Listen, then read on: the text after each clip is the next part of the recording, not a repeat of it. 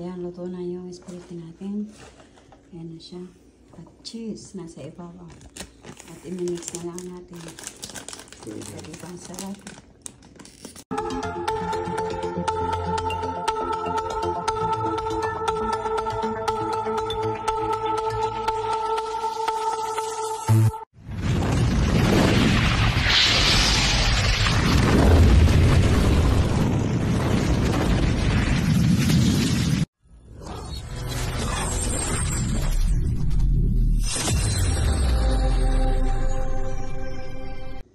So, ngayon folks, magluto tayo ng spaghetti. Sally's version or David's version. Kasi ayaw niya ng spaghetti na kagaya sa atin, matamis. Ito, mayroon ako ditong 93% lean meat beef, means, saka sibuyas, 1 piraso, 5 pirasong bawang, 2 pirasong kamatis, 4 na piraso na mushrooms, carrots, celery, sweet peppers, tapos lagyan natin ng dice, tomatoes, with green chili, ayan, parsley, tapos oregano, basil leaves, dried, tapos rago. Ayaw kasi ng asawa ko ng puro rago yung sauce kasi nga matamis daw. Ayun, fry ko muna yung meat. Baka may tabata kasi. At tatanggalin ko yung tabata dyan. At sali ko yun. So, ayan na yung karne natin. Luto na siya. Tapos ngayon, mag-fry tayo ng vegetables. Ayan, meron na tayong olive oil. Organic olive oil. Nilagay ko na yung bawang. Guys, ang bawang parang antibiotic yan. Sa katawan natin masarap at maganda sa katawan natin. So, ayun, na-brown na yung bawang natin.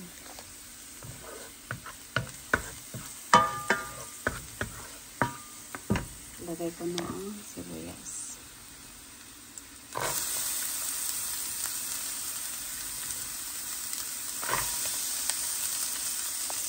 Ayan, brown na yung sibuyas natin sa kabawang. Ilagay ko na ang 2 pirasong kamatis. Ayan, luto na yung kamatis natin. Ilagay na natin yung karne.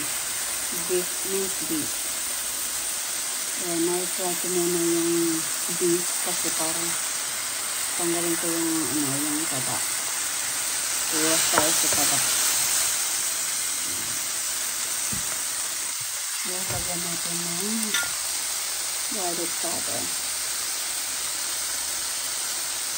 Kasi hindi na kamarinig kasi yung karne. Kaya lagyan natin garlic powder.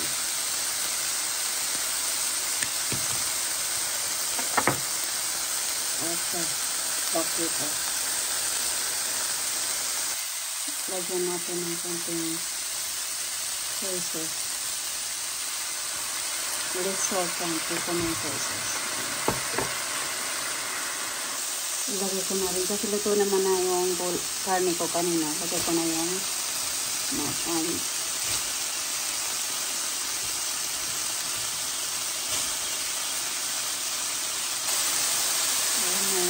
Sinakpan ko siya ng mga 3 minutes para maluto yung mushroom.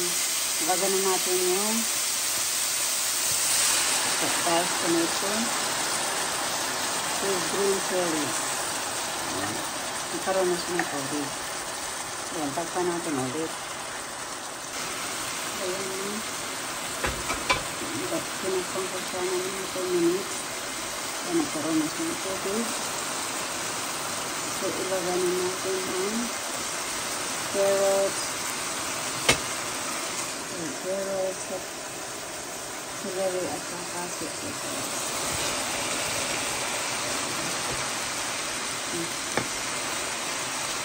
Daming gulay dito. Ayan, ang dami niya.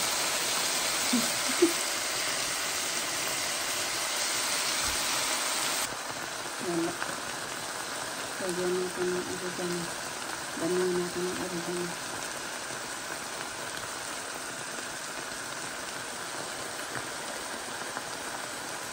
So,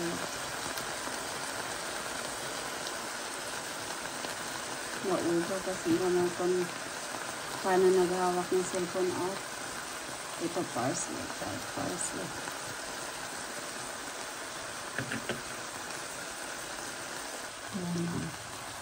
Kasi pag nilagay ko ito sa gimbal, tinatanggal pa kasi yung casing ng iPhone. Kasi mas malaki kasi itong iPhone. Yan, mix natin. Ang dami. Kaya ko na lang ito, tapos lalagay ko sa freezer. Tapos magluluto na lang kami ng noodles. At ilalagay. Yan, galing sa freezer. Ang dami, diba, colorful. Kasi ito may noodles, na carbohydrates, tapos may vegetables tayo, at saka protein. Kaya balance ang pagkain ito. Ayan, nilagay ko na ito ang yogurt. Traditional sauce.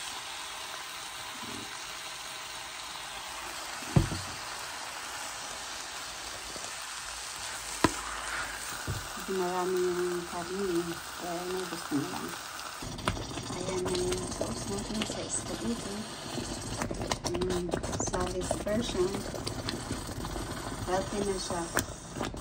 Kasi may vegetables tayo, may protein, at saka yung noodles, carbohydrates. So, kasi marami nga ito, lagay ko naman sa fridge yung iba. Freezer pala. At yung iba, kunti lang kasi noodles ko, kaya pakuluan muna natin ng medyo 10 minutes kasi hindi pa luto yung ulay.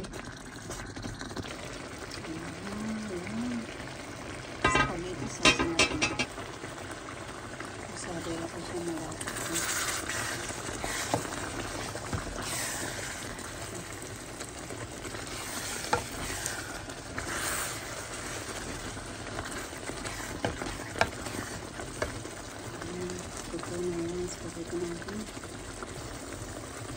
Kayo kung gusto nyo lagyan siya ng ketchup, pwede rin. Ito na yung hula natin. Tsaka na kami naglalagay ng cheese kung ano yung kakain nyo. Ito ko lalagyan. Pwede rin nyo lagyan ng ng cream. Wala kasi akong cream. Hindi ako nakalimutan ko bumili.